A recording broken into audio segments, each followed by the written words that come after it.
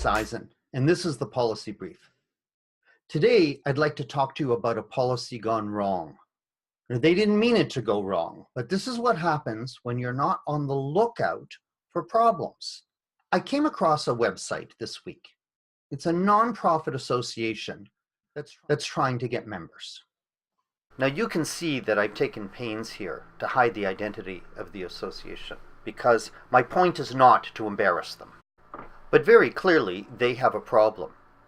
This section of the site is about membership, and it talks about why the association is right for you. And if you zoom in on the membership menu, you see they talk about benefits and joining and referring people.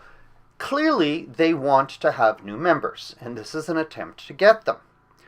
This section called Requirements for Membership is really about eligibility to be a member. But in any case, look at the very first paragraph. In order to tell you about membership, what they've done here is to put their membership policy on the site. Now, I don't know much about the inner workings of this organization, so it's very possible that there are differences between the actual membership policy and what they put here on the site. But for the moment, let's assume that, in fact, this is the policy verbatim.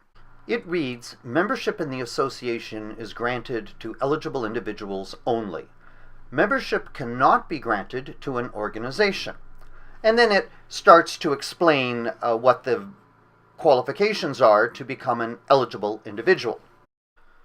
So they didn't just say that membership is available to individuals. It's available to individuals only. That extra word is very telling.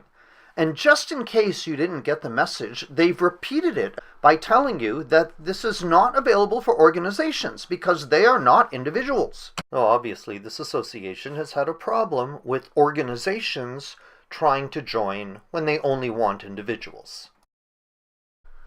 The problem with this extra wording is that it contains a number of sort of unintended undertones.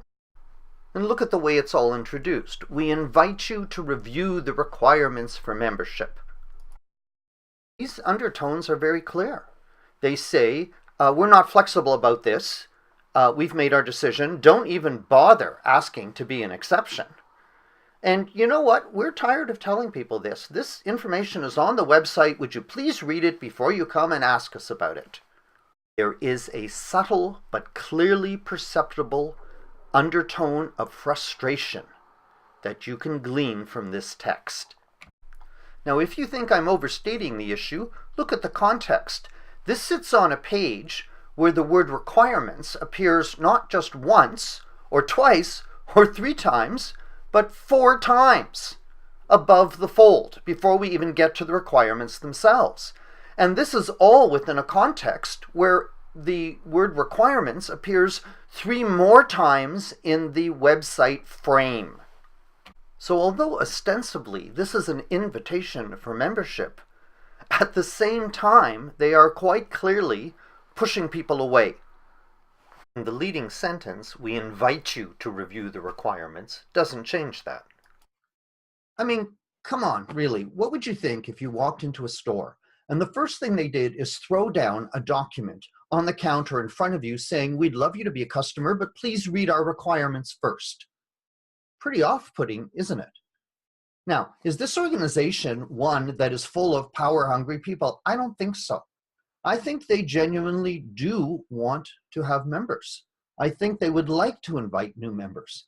And what's happened here is that they haven't paid careful attention to the wording or the tone of their policies.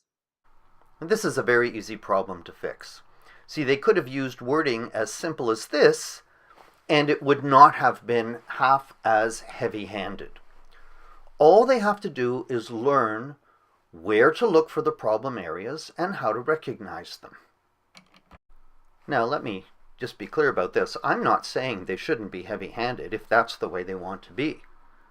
What I'm saying is they shouldn't be heavy-handed unintentionally. That this undertone of requirements should be intentional on their part.